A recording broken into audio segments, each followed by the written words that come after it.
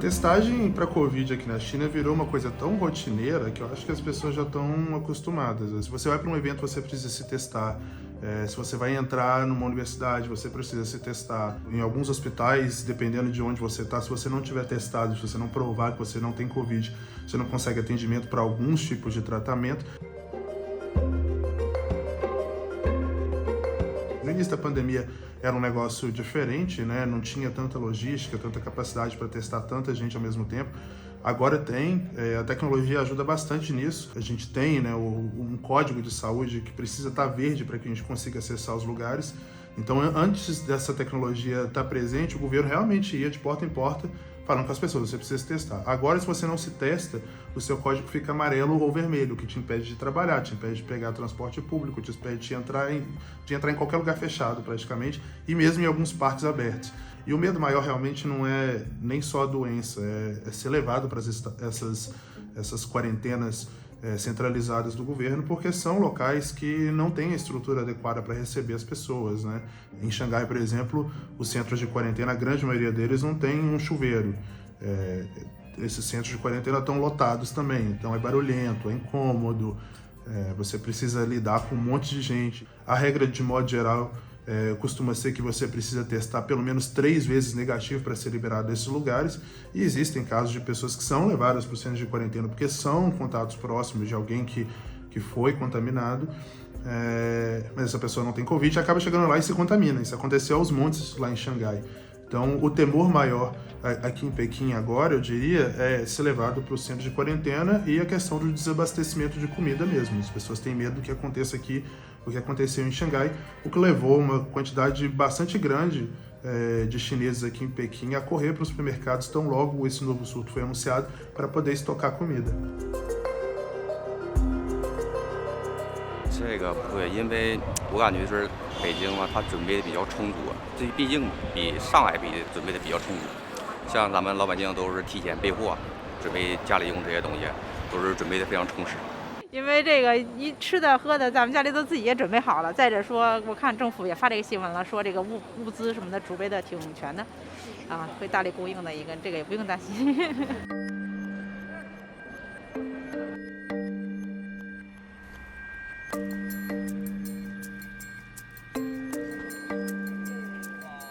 A China foi muito bem sucedida, muito antes da Covid chegar, o Ocidente fazer o estrago que fez, ela foi muito bem sucedida em controlar a doença, fez um lockdown bastante rigoroso em Wuhan e um isolamento também bastante rigoroso no resto do país naquela época, conseguiu se ver livre, praticamente livre da Covid e restaurar a vida normal aqui ao longo de todo o ano de 2020, boa parte de 2021, a situação só começou a mudar ali para o final de 2021, com as variantes Delta e posteriormente Ômega, e a China contou durante muito tempo com essa estratégia de Covid-0, de limitar ao máximo o número de infecções.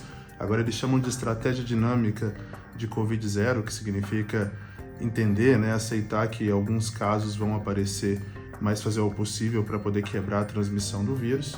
E a coisa começou a degringolar em Xangai primeiro, o vírus começou a circular em Xangai depois que um hotel de quarentena acabou não lidando muito bem ali com o lixo tóxico, né, com os restos de quem estava ficando ali, e isso acabou se espalhando pela cidade, e lá em Xangai demoraram muito para poder fechar a cidade, e quando fecharam fizeram isso de uma forma um tanto quanto desordenada. Inicialmente a ideia era que metade de Xangai ficasse em lockdown durante 5 dias, para dar tempo de testar todo mundo, iam reabrir essa área e fechar a segunda área, né? Eles usaram o rio que corta Xangai como divisa aí para poder fazer essa estratégia. O problema é que quando fecharam a primeira área, eles viram que o número de casos era muito grande e aí decidiram continuar com o fechamento, e quem tinha se preparado para um fechamento de apenas 5 dias, comprado comida por apenas 5 dias, acabou se vendo numa situação em que não conseguia comprar comida online, não conseguia sair, né, obviamente, e toda a cadeia logística ficou comprometida. Aparentemente, agora em Xangai, a questão da fome em si, porque teve gente que efetivamente passou fome, ela foi controlada, mas ela foi controlada graças aos comitês de bairro do Partido Comunista, que aqui na China todas as regiões elas são divididas por esses comitês, né, são controladas por esses comitês, então até dentro do condomínio você tem alguém do Partido Comunista ali, responsável por gerir aquela área, eles começaram a organizar grupos de compra coletiva. Então você não consegue efetivamente escolher o que você vai comprar, mas você consegue comer. O cálculo do número de casos na China continental e nos territórios que são chineses, mas não fazem parte da mesma jurisdição, é diferente, né? Então, Macau e Hong Kong, eles têm as autoridades centrais do executivo lá que são responsáveis por gerir a pandemia. Em grande medida, talvez esse tenha sido o motivo pelo qual Hong Kong acabou tendo uma gestão da pandemia bastante caótica, bastante difícil. Até a vacinação lá é diferente. Em Hong Kong, por exemplo, se utiliza a vacina da Pfizer, que na China não tem nenhuma vacina estrangeira aprovada até o momento.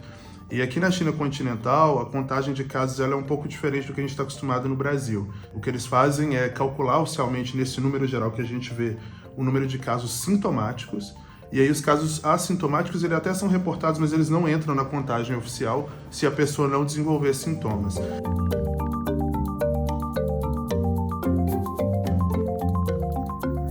A gente não vê na China um movimento anti-vacina, não. De modo geral, se não me engano, as taxas de vacinação aqui chegaram a 90%. Conseguiram vacinar todo mundo com muita eficiência, muita rapidez. Agora o governo está incentivando, né, com bastante firmeza, inclusive, que as pessoas tomem o reforço. Só que as pesquisas já mostraram que uma terceira dose, por exemplo, da Coronavac ou da vacina da Sinopharm, que na América Latina é usada pelo Chile, não são reforços tão efetivos assim. Do ponto de vista econômico também, é importante lembrar que nesse momento em Xangai, os portos eles estão funcionando, mas estão funcionando com capacidade reduzida, o que significa que uma quantidade absurda de mercadorias que deveriam chegar à China ou sair da China estão esperando, estão no mar esperando. Isso causa um efeito cascata na economia global absurdo. E do ponto de vista político, esse ano, em novembro, se escolhem os novos líderes da China, inclusive o secretário-geral do Partido Comunista, que a gente está acostumado a se referir como presidente, né, o cargo que o Xi Jinping ocupa. Tudo que a China não queria, e eles vinham trabalhando para isso, é um ano instável, né, instabilidade nesse momento em que o Xi Jinping pleiteia por um terceiro mandato que, em teoria, ele não deveria ter. O Xi Jinping mudou a Constituição chinesa para que fosse possível que ele se candidatasse, por assim dizer, a mais um mandato de 5 anos, e tudo indica que ele estava no caminho para garantir esse terceiro mandato. Agora vai depender do quão estável a China vai estar daqui até novembro. É um momento delicado na China. A gente costumava brincar aqui que uma coisa é você trancar uma cidade lá no oeste da China, que a grande maioria das pessoas nem sabe onde fica, que não tem tanta relevância assim do ponto de vista econômico e político do país. Outra coisa é você trancar Xangai e, sobretudo, Pequim. Pequim é a capital política. Se houver um lockdown aqui, os efeitos políticos disso vão ser muito grandes.